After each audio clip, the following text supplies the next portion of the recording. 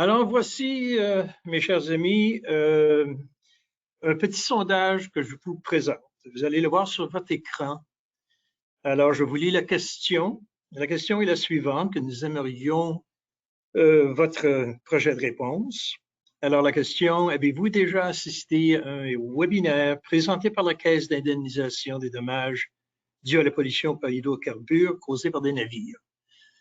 J'entends évidemment n'importe quel webinaire, évidemment pas nécessairement un webinaire relié avec l'emphase sur le secteur des pêches, mais n'importe quel webinaire.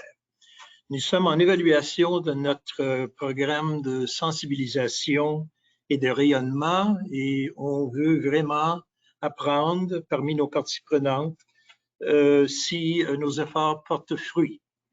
Alors, je vous demande de compléter ce petit sondage dans les quelques secondes à venir et puis par la suite, nous pouvons procéder. Alors, vous allez répondre de façon normale. Vous avez à la droite de votre écran les consignes pour faire votre projet de réponse qui, mon adjointe ici, Bernice, s'assurera de prendre en note pour nous.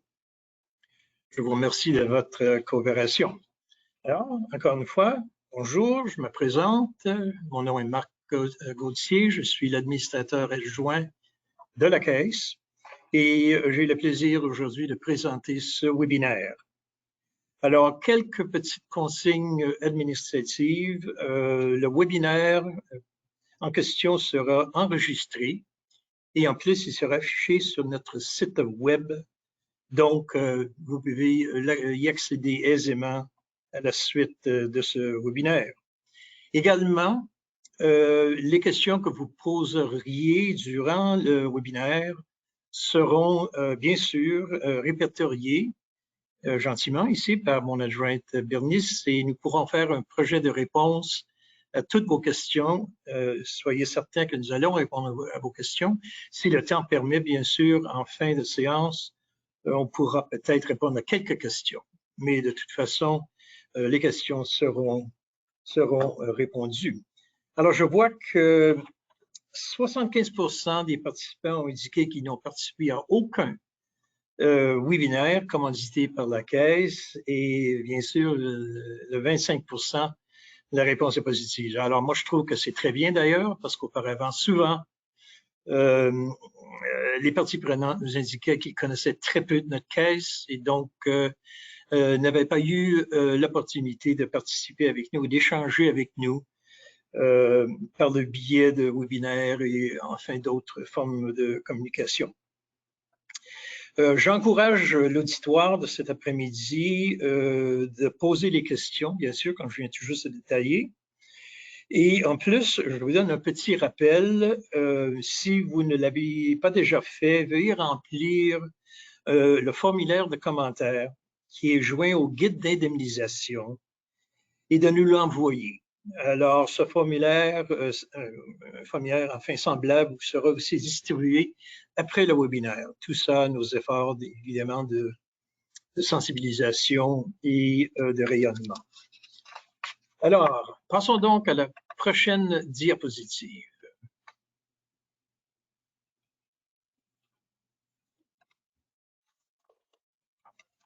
Donc, quel est l'aperçu du webinaire? Alors, effectivement, nous proposons de discuter de 4 sujets. Et les voici, un qui apparaît après l'autre. Alors voilà, ces 4 sujets vont être abordés avec un nombre de diapositives reliées à chacun.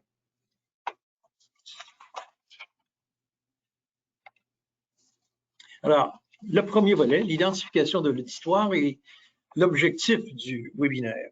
Eh bien, notre objectif, bien sûr, c'est de rejoindre autant de parties prenantes que possible dans le secteur, ce que nous appelons communément ici le secteur des pêches. Donc, ce que vous voyez sur la prochaine diapositive est ce que nous estimons sont les différents secteurs de pêche. Alors, voici le premier, ensuite le deuxième, troisième etc.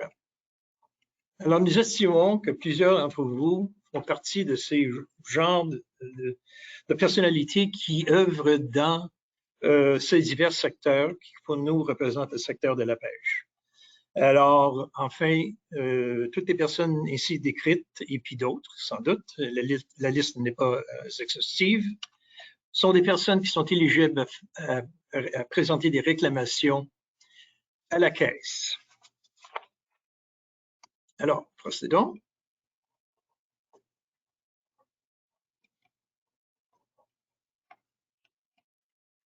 Prochaine diapositive.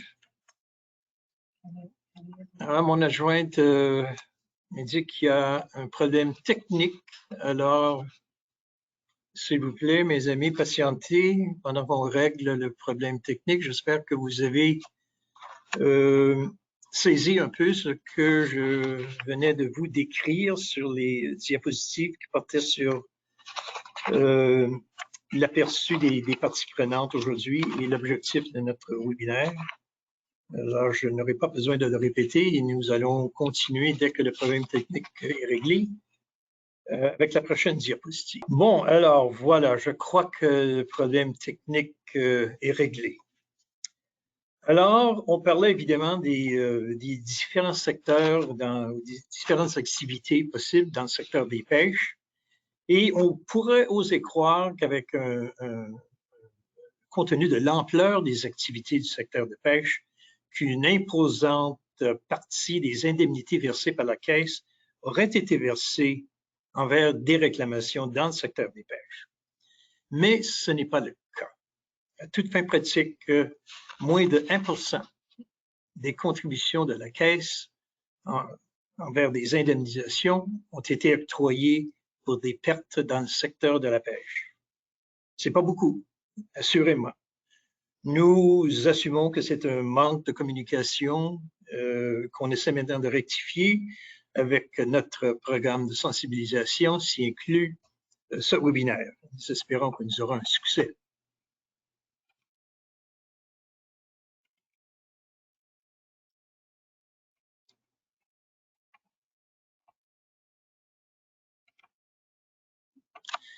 Alors, voici la prochaine diapositive qui indique cependant qu'une réclamation sur 4 porte et implique des navires de pêche. Alors, ça peut être surprenant, mais enfin, non, parce que ce qu'on essaie de faire passer, le message ici, c'est que plusieurs navires de pêche sont impliqués dans des cas de marée noire. Ça ne veut pas dire que ce sont les pêcheurs qui subissent des pertes, mais bien sûr, les navires de pêche sont impliqués fort souvent dans des cas de pollution. Et ceci à cause de navires abandonnés, navires délabrés, enfin à la dérive, etc., de petits navires, de grands navires. Il y a énormément de navires de pêche au travers du pays et plusieurs se trouvent impliqués dans des cas de pollution. Rappelons-nous également que fort souvent, l'efficacité de l'assurance responsabilité dans l'industrie de pêche est très utile pour combler des réclamations. Et en plus, nous, ici, à la Caisse, considérons que les propriétaires des navires ainsi que leurs assureurs sont à toute fin pratique parmi nos parties prenantes, parmi nos partenaires.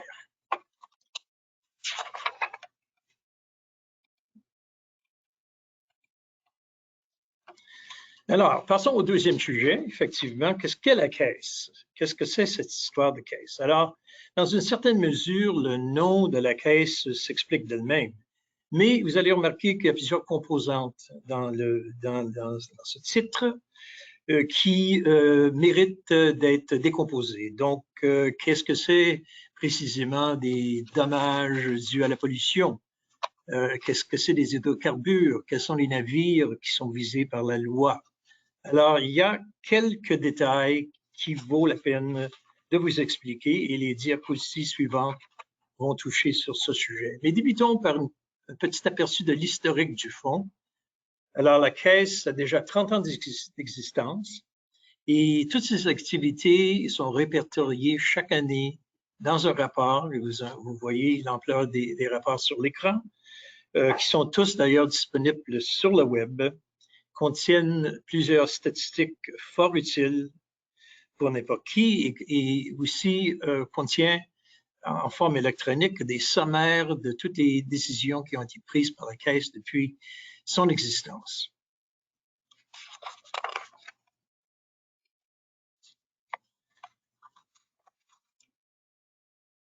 Voici quelques faits saillants très intéressants que je vais vous expliquer.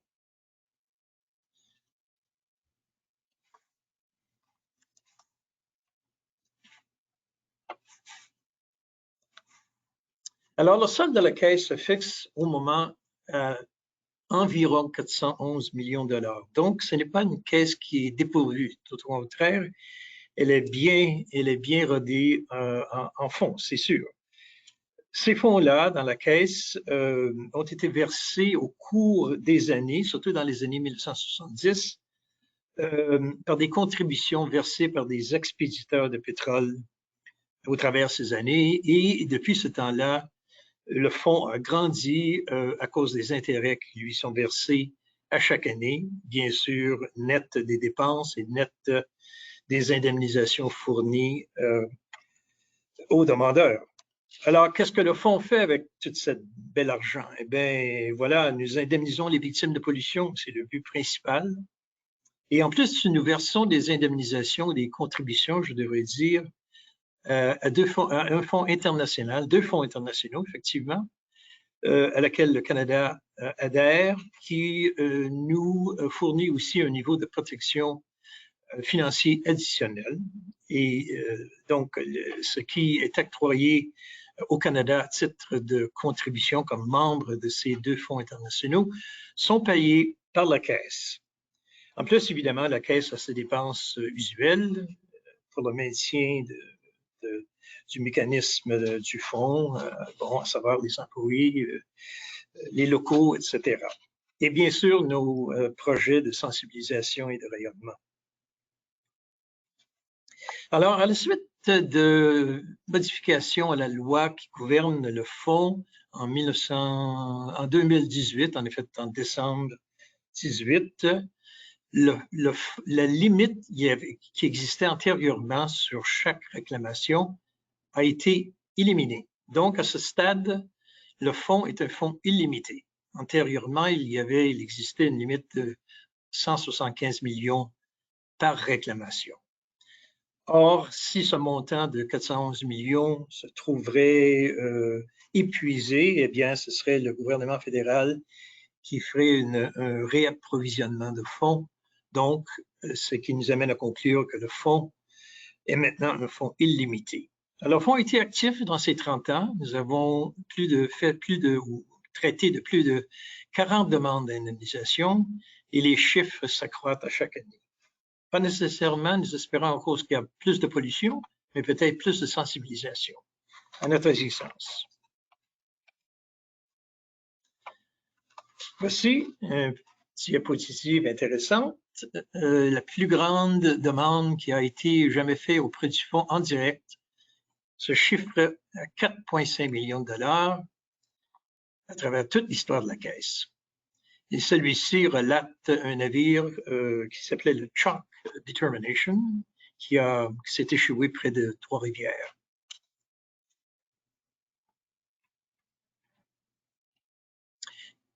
Nonobstant, la majorité, je dirais la vaste majorité des réclamations envers la Caisse se chiffrent à moins de 50 000 $.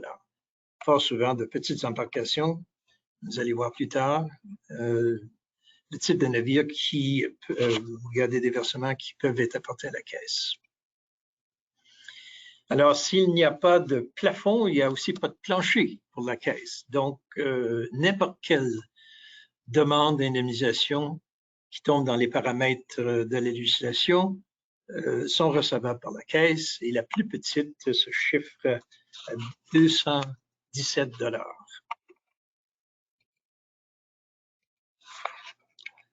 Alors, comment pouvez-vous être indemnisé? En effet, il semble qu'on a sauté ici, je vais revenir.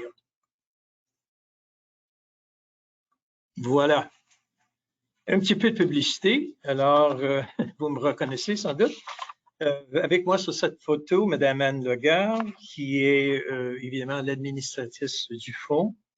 Nous sommes nommés par le gouverneur en conseil, c'est-à-dire le conseil des ministres fédéraux du cabinet. Donc, nous sommes indépendants de la fonction publique, indépendants des ministères, plutôt à un titre semblable à un juge ou un membre de tribunal. Cette indépendance est très importante parce que nous versons des sommes potentiellement très considérables et fort souvent, les demandeurs sont des agences fédérales. Alors, typiquement, la Garde côtière canadienne, qui est impliquée dans son mandat de recouvrement et d'action dans les cas de pollution, dans la réponse à la pollution, nous soumettent fort souvent des demandes d'indemnisation dont nous devons traiter. Et à ce stade, il est fort utile d'avoir une distance, bien sûr, entre nous qui prenons les décisions et le demandeur qui les soumet. Madame Legare et moi, nous sommes des juristes de formation. Madame Legare a œuvré dans le secteur privé pendant un bon nombre d'années et de ma part, j'ai œuvré dans le secteur public pendant 30 ans.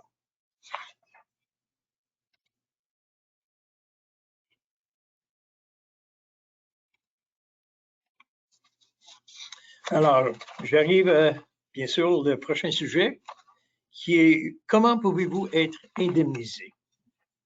Voici le grand thème.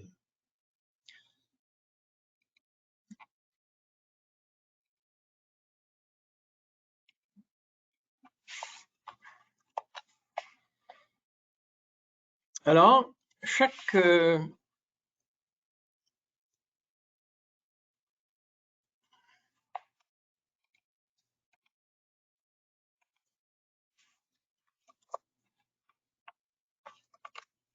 bon, alors je parlais tantôt de décortiquer certains mots-clés.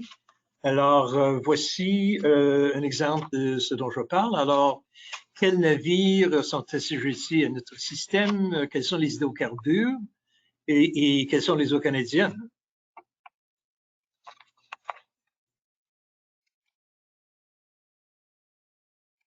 Alors, partons par les navires. Un navire, c'est pas nécessairement un gros navire, un gros bateau, mais celui-ci en est un. Ici, on retrouve une photo du Rio Orinoco, un navire qui s'est échoué près de l'île Anticosti à cause un déversement de mazout. C'est un vraquier, un navire citerne qui avait à son bord une cargaison de bitume. Alors, c'était une réclamation d'envergure et en plus une qui a été posée à un des fonds internationaux dont j'ai fait mention tantôt dans une diapositive antérieure. Donc, effectivement, le FIPOL, ou le Fonds international, a dédommagé les personnes, les demandeurs dans la cause du Rio Orinoco. Alors, pour nous, c'était un grand succès sur le plan international. Alors, gros navires, bien sûr, sont couverts, mais aussi des plus petits. Alors, en voici un exemple d'un plus petit navire, le King 1, qui s'est échoué à Nanaimo, en Colombie-Britannique. Il y avait dans ce cas 2 demandeurs. Je fais ce point-là pour vous indiquer que un incident peut bien sûr susciter plus qu'une réclamation, ce qui était le cas de ce navire-ci, dans le cas de plusieurs autres navires. Bien sûr, les navires de pêche sont impliqués. En voici un, le Bacalhau, bon, il s'appelle celui-là, Bacalhau Endeavour, un navire à Terre-Neuve. Et celui-ci, j'avoue que le propriétaire de navire s'est occupé de ses propres dégâts. Alors, la réclamation était surtout celle de la Garde côtière exerçant son mandat de surveillance. Enfin, les bateaux plaisants sont également assujettis. Voilà, voici un exemple, un petit voilier. Un voilier, vous dites, mais quoi? Oui, il peut y avoir des hydrocarbures à bord, comme vous le savez.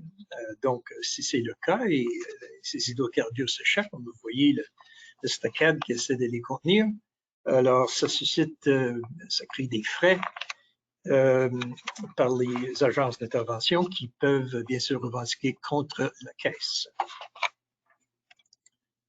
Et même ceci, enfin, c'est une espèce de chaland qui s'est échoué dans les Grands Lacs quelque part. Et la seule et unique raison que je vous donne cet exemple, c'est qu'en effet, pour soutenir la thèse que la loi s'applique à n'importe quel navire. Alors voici même un navire passager. Ici, on retrouve le Clipper Adventure. Et dans ce cas-là, il n'y a pas eu de déversement, mais il y a eu des mesures préventives. Alors, la loi s'applique aussi lorsqu'il y a uniquement des mesures préventives qui sont prises pour empêcher un déversement ou réduire les effets d'un déversement. Alors, on reconnaît un navire de la côtière, la Guerre-Plan, qui était là précisément pour faire la surveillance dans ce cas-ci.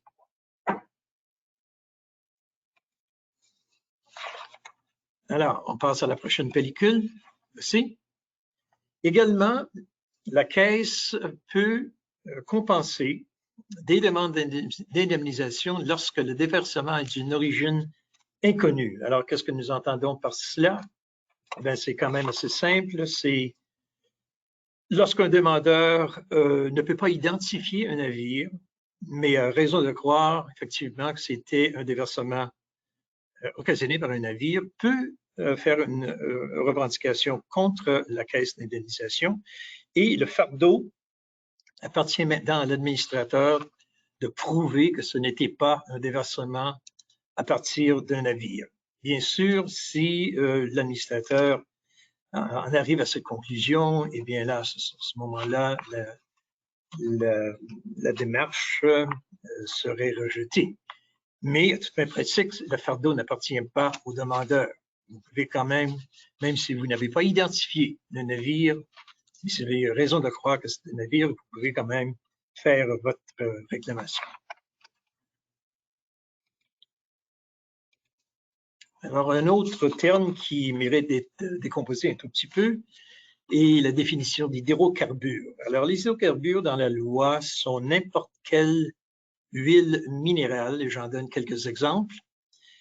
Et je donne les exemples pour mettre l'emphase que les huiles qui ne sont pas des huiles minérales, mais peut-être des huiles végétales, ne seraient pas couvertes par le système. Donc, la Caisse ne serait pas responsable pour dédommager dans le cas de déversement d'huile végétale, à titre d'exemple. J'ajoute que, bien sûr, quand on parle d'huile ou d'hydrocarbures, ce n'est pas uniquement ce produit, mais s'il se trouve, comme c'est pratiquement toujours le cas, mélangé avec de l'eau, eh bien, tout le produit qui est soit soustrait d'un navire ou récupéré de la mer, pour lequel les dépenses ont été encourues, peuvent être présentées. Ces dépenses-là peuvent être présentées à la Caisse à titre de soumission pour indemnisation. Alors, le prochain terme qui mérite d'être décortiqué un tout petit peu sont les eaux canadiennes. C'est quoi les eaux canadiennes? Voici.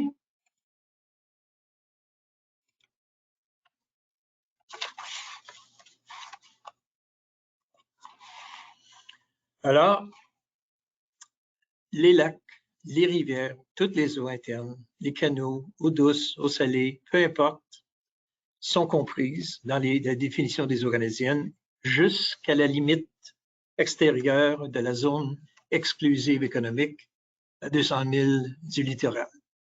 Donc, effectivement, c'est toutes ces eaux, tant et autant que ces eaux sont navigables.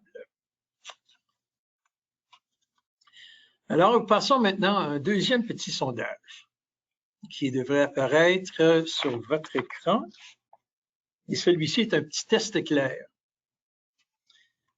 Alors, voici la question. Un gros navire de pêche se ravitaille en carburant à un quai en quelque part, on dit ici en Colombie-Britannique, et cause un déversement d'hydrocarbures dans l'eau. Ceux et celles qui sont touchés par le déversement ont-ils les droits de faire une demande d'indemnisation à la Caisse? Oui, non, ou cela dépend. Donc, 3 choix. À vous de choisir. Je vais vous laisser une vingtaine de secondes pour faire vos réponses et on verra ce que vous avez décidé et la bonne réponse. Et ensuite, moi, comme professeur d'école, je vais corriger votre test. Alors, mon adjointe, voilà. 100% ont voté, ce qui est bien. 25% ont dit oui. 75% ont dit non. Et peut-être qu'on me soumet les mauvais résultats. Je n'ose pas faire le professeur d'école à moins que j'ai les bons résultats.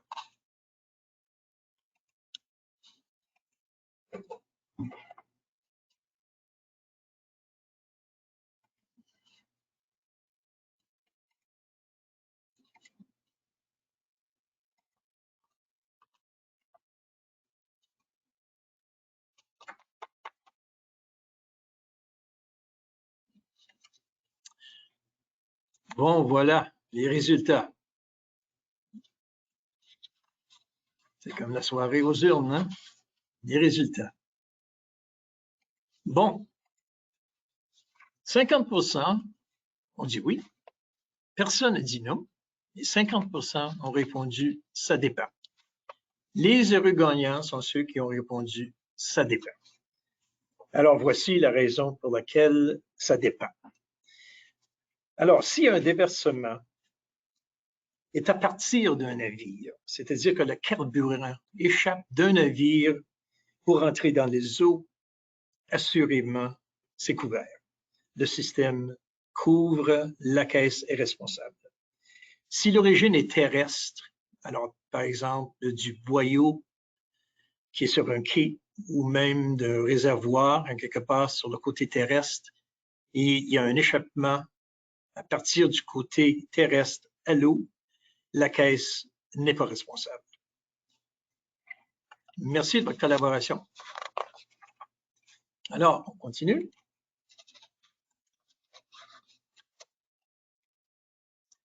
Alors, il y a effectivement deux voies disponibles à un demandeur, à une victime de pollution, pour revendiquer effectivement contre un pollueur-payeur. Alors, la première voie est, bien sûr, comme je l'ai mentionné tantôt, le propriétaire du navire est responsable des déversements. Donc, c'est tout à fait possible pour un demandeur d'intenter une poursuite contre le propriétaire du navire et dans certains cas, le cas des navires assujettis aux conventions internationales, aussi contre l'assureur, parce que ces navires-là doivent posséder une assurance obligatoire.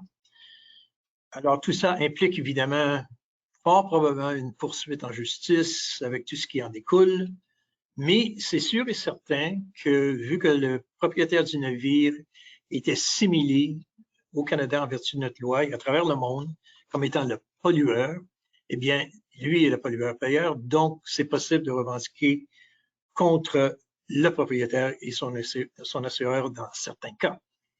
Bien sûr, il y a toujours un élément de doute parce que, par exemple, un propriétaire de navire, en vertu du droit canadien et du droit international, peut limiter sa responsabilité compte tenu du jaugeage ou de la taille de son navire. Donc, possiblement, un demandeur ne serait pas complètement indemnisé. Alors, dans un tel cas, la Caisse indemniserait pour le montant qui manque, le montant qui est excédé. À peu près dans le même sens, un propriétaire de navire pourrait préconiser qu'il profite de 2 ou 3 défenses qui sont prévues dans la loi.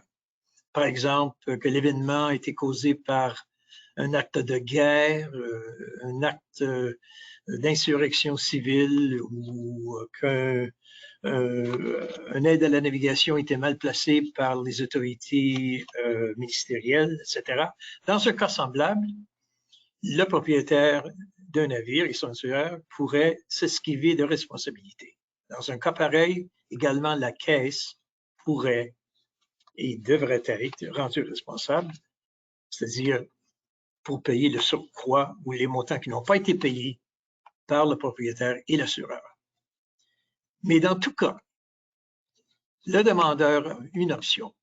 Et l'autre option, la deuxième voie, si vous voulez, c'est de demander dès le début l'indemnisation directement contre l'administrateur. Et là, l'administrateur règle la réclamation et à lui le fardeau ensuite de faire une poursuite contre le pollueur, à savoir le propriétaire des navires et son assureur. Cette deuxième voie, évidemment, implique une procédure administrative et donc ce n'est pas absolument obligatoire, bien sûr, de faire une réclamation en voie de justice. Alors, ça se fait comme une réclamation contre, par exemple, un assureur. Alors, on va parler tantôt des détails des réclamations contre la Caisse, mais effectivement, le point de cette diapositive est de vous faire comprendre qu'il y a deux options. Toujours le propriétaire est responsable, mais enfin, vous pouvez également faire votre demande en direct, en premier lieu, contre la Caisse.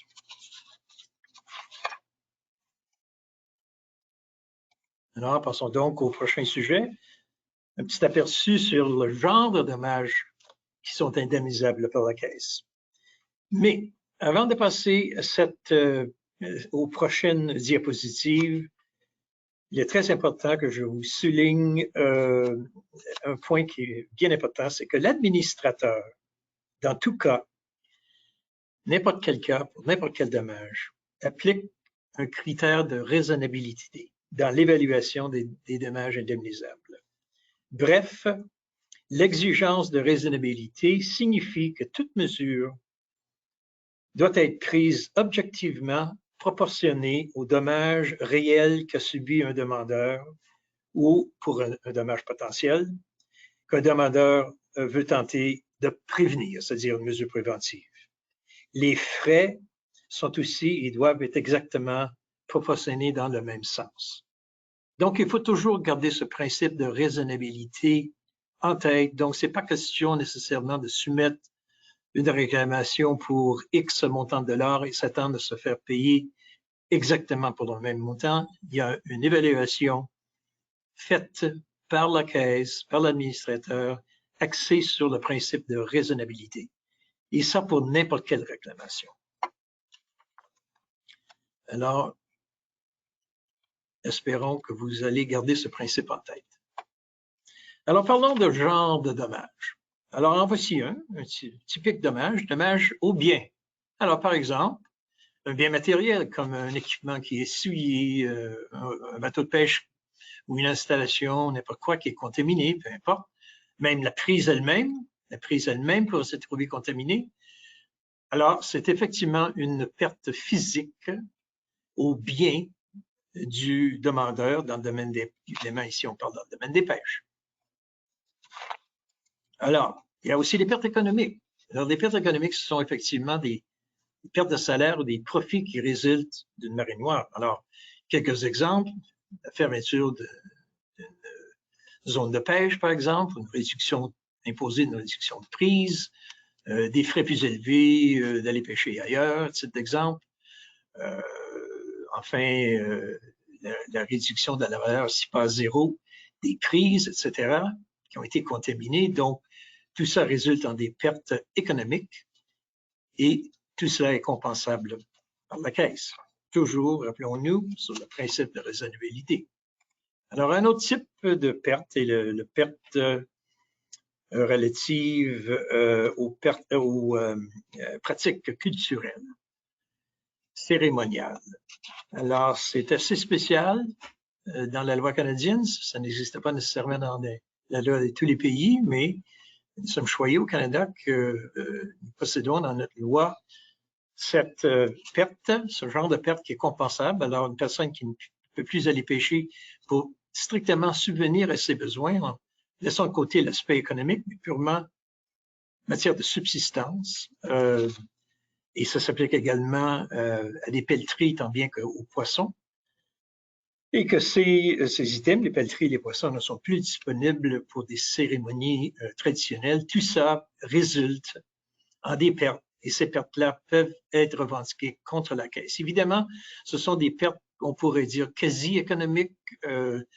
C'est pas nécessairement question de faire une preuve économique comme un salaire qui n'a pu être perçu ou l'achat de certains poissons qui sont gâtés et puis c'est facile de produire une facture pour l'achat du poisson. C'est simple.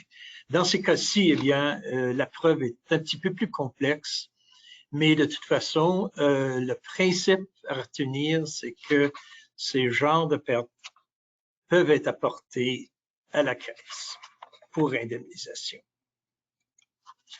On a parlé tantôt des mesures de prévention. Alors, c'est assurément le cas que les mesures de prévention sont également susceptibles d'être remboursées par la caisse. Alors, des exemples, par exemple, l'utilisation de stockades, de barrages, etc., des mesures prises pour protéger les zones, etc., pour empêcher soit un déversement ou qu'un déversement s'empire. Alors, même effectivement, comme j'ai souligné tantôt, dans le cas du Clipper Adventure, même s'il n'y a pas eu strictement parlant un déversement, il peut y avoir des mesures préventives pour l'empêcher et tout ça est compensable.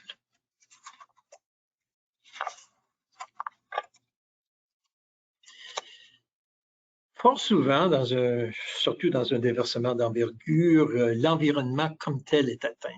Alors, les mesures de restauration de l'environnement, les études faites pour voir ce qu'il y a à faire, etc., les argents dépensés pour tout cela est compensable et donc peuvent être apportés à la caisse. Alors, fort souvent, ce qu'on retrouve, c'est les gouvernements provinciaux, le gouvernement fédéral sont plutôt impliqués dans ces pertes-là, dans les pertes environnementales.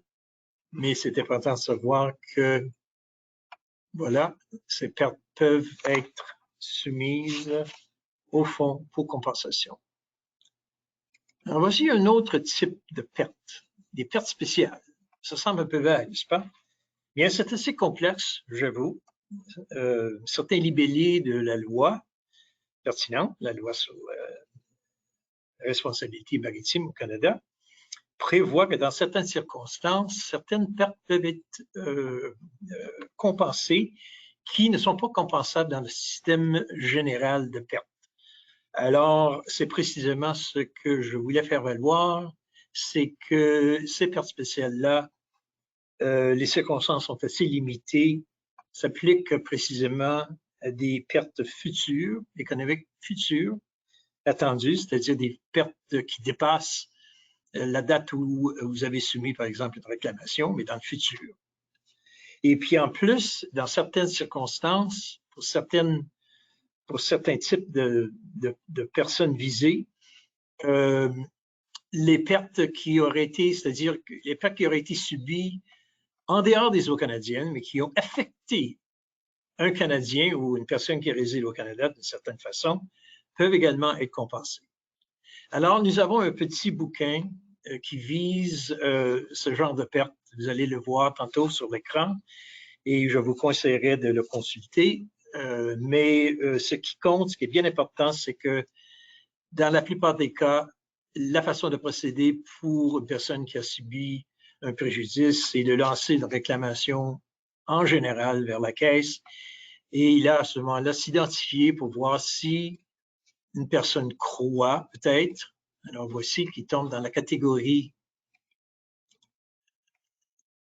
de ces catégories de gens-là ici qui peuvent amener une réclamation dite spéciale.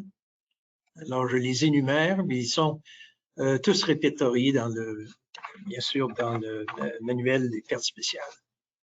Si vous croyez que vous tombez dans cette catégorie, surtout si un bel exemple de ça, c'est si, par exemple, une perte a lieu en haute mer ou dans les eaux territoriales d'un autre pays, mais vous êtes un de ces gens-là, par exemple, ceux qui tirent un revenu de la manutention de poissons au Canada, mais vous avez subi un préjudice à cause d'une marée noire en haute mer ou dans les eaux d'un pays étranger, eh bien, possiblement, c'est possible pour vous de faire une réclamation dite spéciale. Alors, je vous en prie de consulter le manuel pour plus de détails.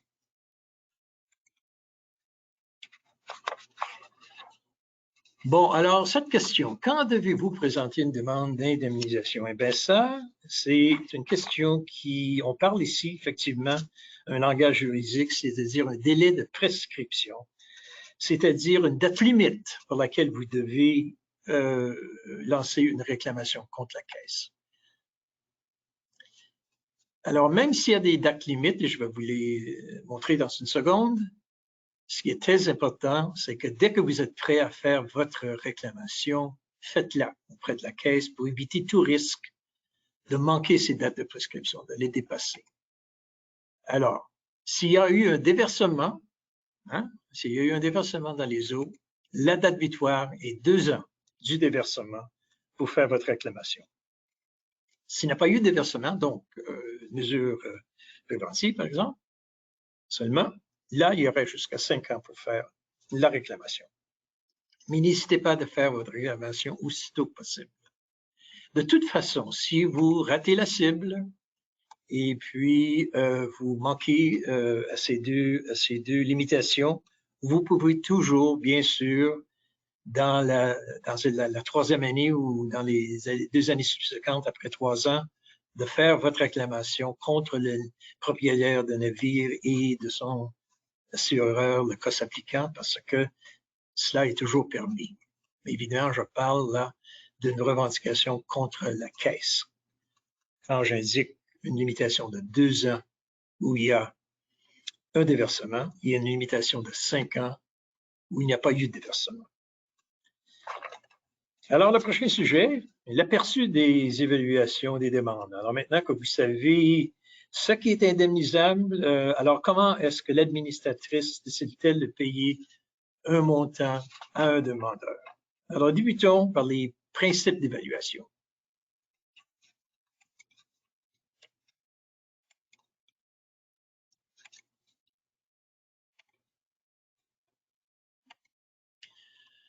Bon, le premier, fort évident, pas de recouvrement en double. Donc, si un demandeur a déjà été payé, compensé pour sa perte, il ne peut pas, bien sûr, soumettre la même perte à la Caisse.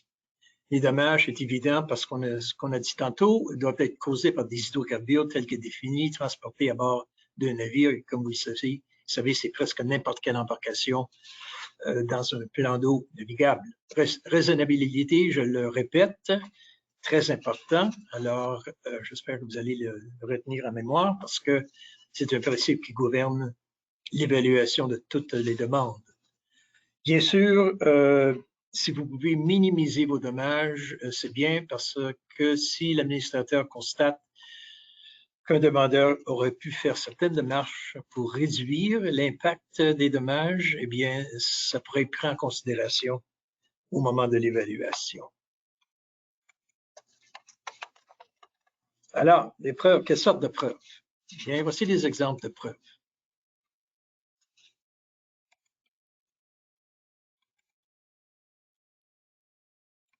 Alors, voici ce que vous pouvez et devriez tout au moins soumettre à la Caisse au moment de votre soumission.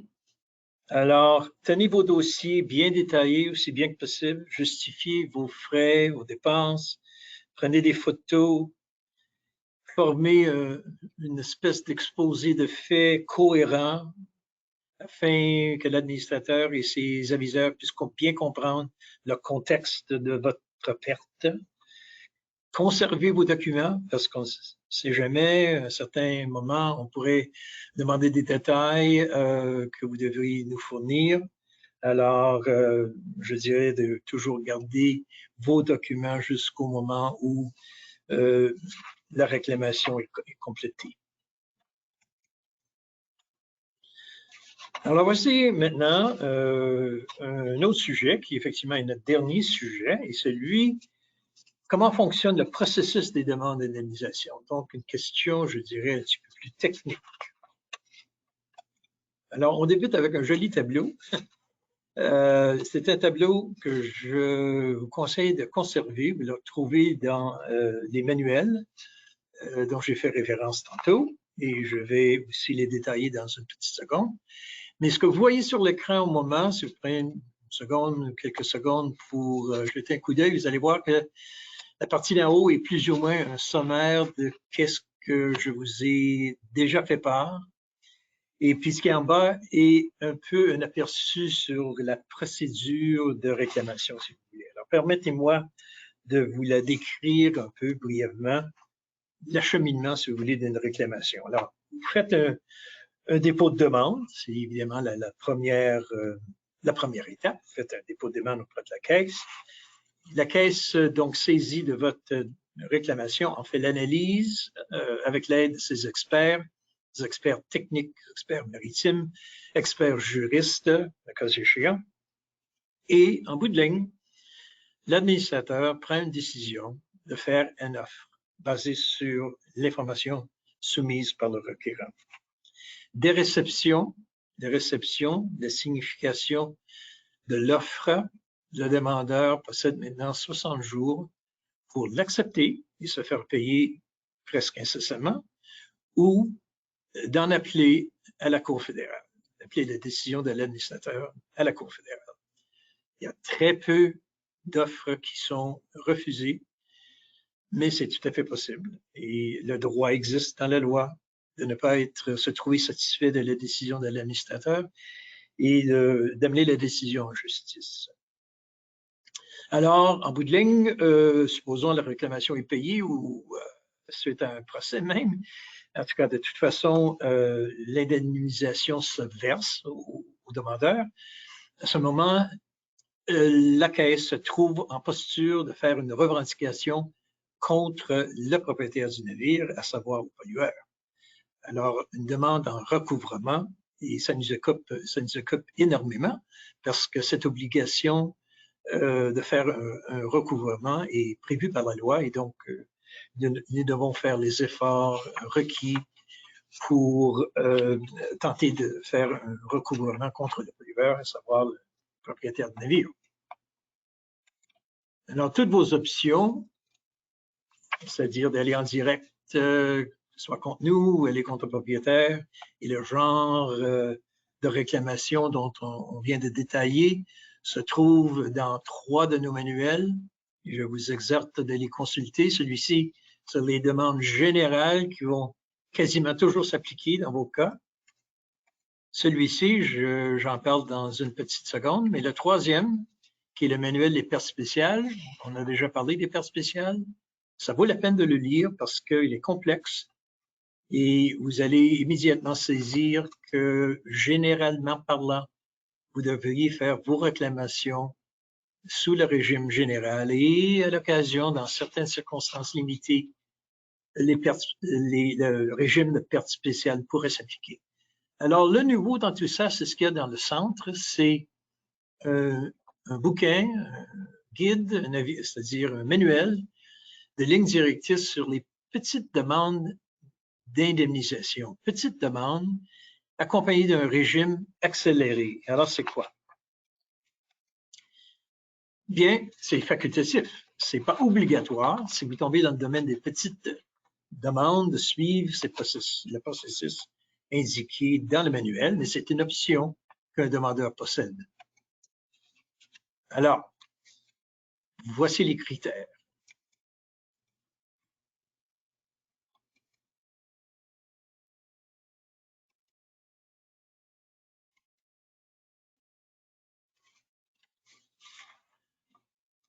Alors, dans un délai d'1 an, vous faites une réclamation dite facultative, effectivement simplifiée, que vous trouvez dans le document qui était sur la diapositive précédente. Alors, vous devez vous revendiquer sur ce document pour bien comprendre en quoi ça consiste. Mais un petit sommaire, rien du tout. Au lieu de faire une demande complète avec des preuves à l'appui, vos reçus, etc., vous faites un récit de l'événement. Vous soumettez un récit de l'événement qui donne vos renseignements personnels, qui vous êtes, etc. Vous faites une description de l'incident, une description seulement des dommages. Alors, j'ai subi tel et tel dommage, sans preuve à l'appui. simplement une déclaration à cet effet. Et j'ai subi une perte monétaire de tant et tant de dollars. Alors, tout ça, vous soumettez ça à la caisse et la caisse, dans les 30 jours qui suivent, dans les 60 jours qui suivent, en font une évaluation et un paiement ou un rejet selon le cas, supposons un paiement, hein, et ça règle votre cause rapidement, sans besoin de suivre la procédure qui normalement s'appliquerait et qui prend beaucoup plus de temps.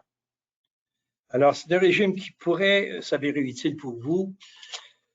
Comment se fait-il que c'est nouveau? Eh bien, c'est nouveau parce que ce régime a été créé par une modification à la loi pertinente en 2018, en décembre 2018. Alors, jusqu'à ce stade, il n'y a eu aucune réclamation a été soumise en vertu de ce régime à la caisse. Alors, comme on vous conseille toujours de garder vos documents, c'est utile parce que dans les 3 ans qui suivent le paiement, alors supposons un paiement, vous faites une petite réclamation, 35 000 $, 30 000 $, je ne sais pas quoi, avec un récit, avec un autre document qui s'appelle attestation, qui dit que tout ce que je vous déclare est vrai, je vais garder mes documents, tout ça, faites des belles promesses, c'est beau. Et on conserve ça en dossier. Vous, de votre part, vous devez conserver vos documents parce que dans les 3 ans à suivre, la caisse pourrait faire une réévaluation et donc ça deviendrait une réclamation plus ou moins normale, si vous voulez. Et s'il y a une conclusion en bout de ligne qu'on a trop payé, eh bien là, il y aurait question d'un remboursement. Alors, c'est tout détaillé tant dans la loi, mais je ne vous conseille pas nécessairement d'aller visiter la loi, mais c'est bien expliqué dans le petit manuel qui s'applique à ces genres de réclamations. Alors, je vous exhorte de le consulter. Bon, alors, qu'est-ce qui se passe pour le futur? Bien, je dirais que le premier truc pour vous serait de consulter les manuels en question ainsi que notre guide. Et vous trouvez ça évidemment tous sur notre site web. Et je vous incite de nouveau de vous enregistrer, pour faire bien sûr à la dernière page de notre document, notre guide et un document qui vous est soumis d'ailleurs suite au séminaire, de remplir ce document qui nous donne votre son de cloche, non seulement sur le webinaire, mais sur tout le système de réclamation vers la caisse. Nous sollicitons vos opinions. Nous aimerions bien entendre parler de vous. Et partagez ce lien avec quiconque qui pourrait bénéficier de ce webinaire. Et faites mention que le tout va être documenté sur le site web, ainsi que l'enregistrement et ainsi que les questions qui vont en découler et les réponses.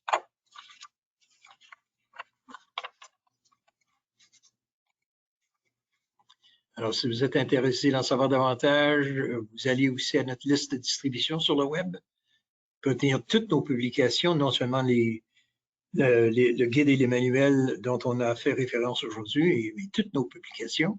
Il y en a, ils sont très nombreuses. En plus, vous pouvez nous contacter, poser des questions n'importe quand, sur n'importe quel sujet, à notre site de réception info SOPF. Et voilà, on vous incite à faire tout cela. Alors maintenant, je vais demander à mon adjoint si vous avez eu le temps de soumettre des questions. Il nous reste peut-être 5 minutes. Oui, 5 minutes, pas plus, parce que nous avons débuté un petit peu en retard. On peut se permettre. Bon, OK. Contrairement, j'étais un peu optimiste. Malheureusement, ce n'est pas le cas. Nous n'avons plus de temps. Donc, soyez certains que vos questions, si vous avez soumis des questions, vont être répertoriées, analysées et répondues dans les plus brefs délais.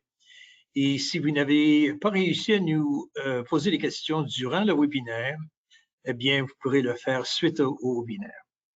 Alors, je vous remercie tout le monde de votre attention et j'espère que ce webinaire s'est avéré utile pour vous. Au revoir.